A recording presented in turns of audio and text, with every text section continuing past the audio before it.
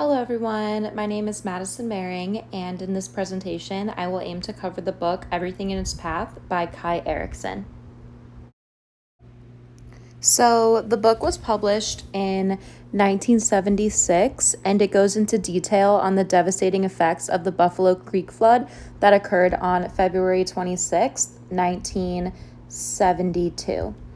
The Buffalo Creek flood occurred in a small coal mining town located in West Virginia, and the book divides itself in 5 parts, which represent a different aspect of the disaster and its horrifying aftermath. West Virginia, Buffalo Creek got its name from the creek that flows through the area. The small town sits in the foothills of the Appalachian Mountains, and Buffalo Creek has a rich history, including being the site of several battles from the Civil War. Today, Buffalo Creek is the home to around 1,000 people who enjoy the quiet and peaceful scenery, including a state forest and state park. The book starts with a description of the circumstances that led up to the flood. The town of Buffalo Creek was owned and operated by the Pittston Coal Company, and the town was located in a narrow valley surrounded by the steep Appalachian Mountains.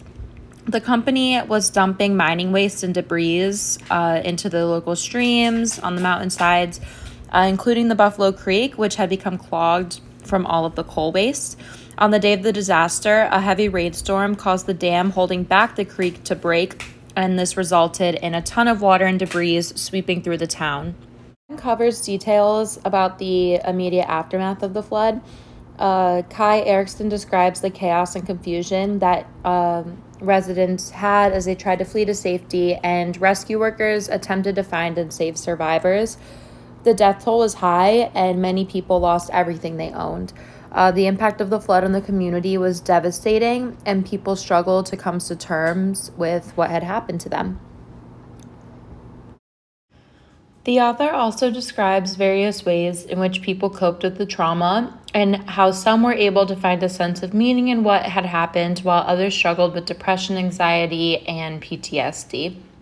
They also struggled with loss, trauma, stigma, and resilience. The book goes into detail about the legal aftermath of the flood, and the Pittston Coal Company was found to be negligent in its handling of the mining waste, but it took years for the victims to receive compensation for all of their losses. And the author explores the complex legal and political process that unfolded in the wake of the disaster, which includes the struggle for justice of victims and accountability. The first way in which this disaster shaped public policy is by the mining laws and regulations that were revised to make coal mining safer and prevent environmental damage.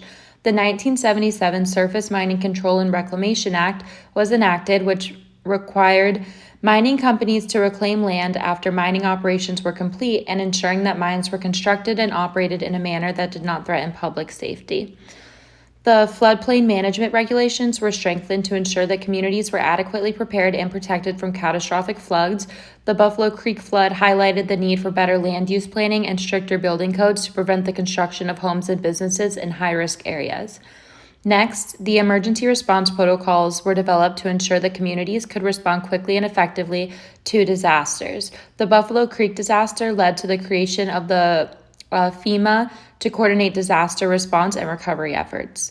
And lastly, community involvement became a cornerstone of public policy as local residents demanded a greater voice in decisions affecting their safety and well-being. In response, new laws were introduced to provide avenues for public participation in decision-making processes and ensure that communities were consulted and engaged in the development of policies and programs that affect them.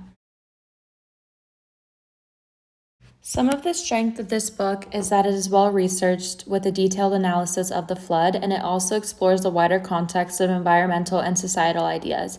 It also has effective storytelling with interviews that give a voice to those affected by the disasters. There's a lot of insightful observations on the impact of government, media, and large corporations, and a large understanding of the psychological factors that influence residents who experience the flood.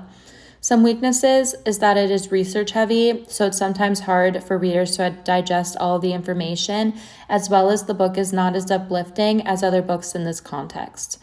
Lastly, it relies heavily on sociological factors. Thank you everyone for listening to my presentation today.